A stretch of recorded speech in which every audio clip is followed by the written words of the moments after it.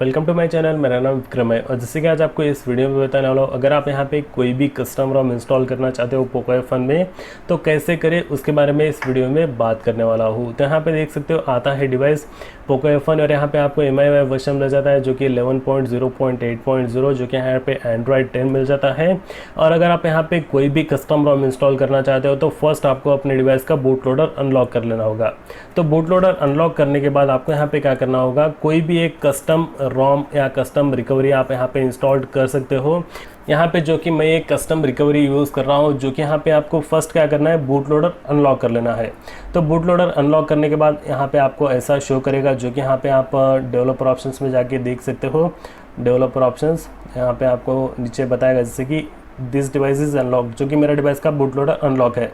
Boot loader unlock करने के बाद आपको अगर यहाँ पे रोम को इंस्टॉल करना है, जैसे कि कस्टम रोम को इंस्टॉल करना है, तो उसके लिए आपको यहाँ पे क्या करना होगा, अपने डिवाइस में जो है TWRP या ऑरेंज फॉक्स रिकवरी या स्काईहॉक रिकवरी, यहाँ पे पिच ब्लैक रिकवरी, कौन सा भी रिकवरी आप इंस्टॉल कर सकते हो। तो रिकवरी इंस्टॉल करने के बाद आपको यहाँ पे रिकवरी में जाना है। तो यहाँ पे मैं रिकवरी में जाता हूँ।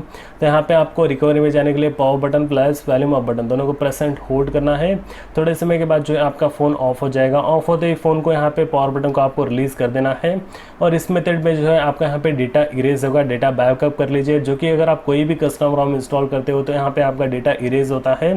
तो डेटा बैकअप करना बहुत ही ज़्यादा इंपॉर्टेंट है, जो कि डेटा यहाँ पे इरेज होता है। तो यहाँ पे मैं स्काईहॉक रिकवरी यूज़ कर रहा हूँ, जो कि पोको F1 में बहुत ही ज़्यादा अच्छा चलता है। तो यहाँ पे इस रिकवरी में आना है फर्स्ट, उसके बाद वाइप में जाना है, एडवांस वाइप में जाना है यहाँ पे आपको। उसके बाद डालवे cache system vendor data internal storage, यहाँ पे इतने को चूज़ करके यहाँ पे एंड्रॉयड सिक्योर इसको भी यहाँ पे चूज़ करके वाइप कर देना है। तो यहाँ पे देख सकते हो सभी को यहाँ पे वाइप करना है, जो कि यहाँ पे सब वाइप हो रहा है।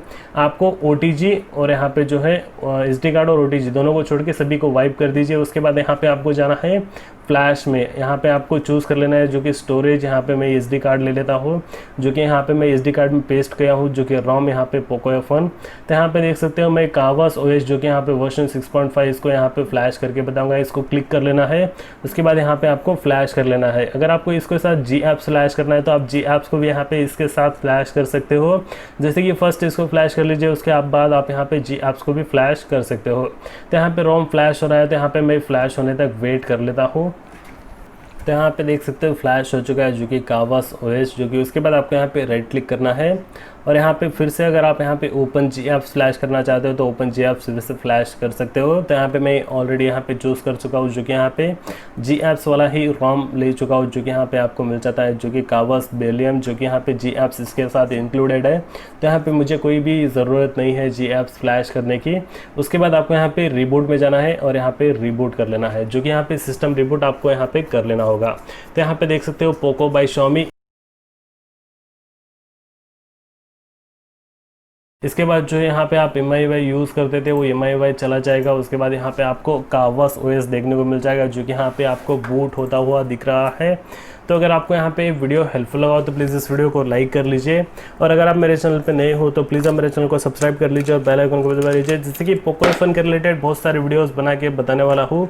तो अगर आप मेरे चैनल पे नए हो तो प्लीज़ आप मेरे चैनल को सब्सक्राइब कर लीजिए। तो फिलहाल के लिए इस वीडियो में इतना ही। देखने के लिए बहुत बहुत धन्यवाद।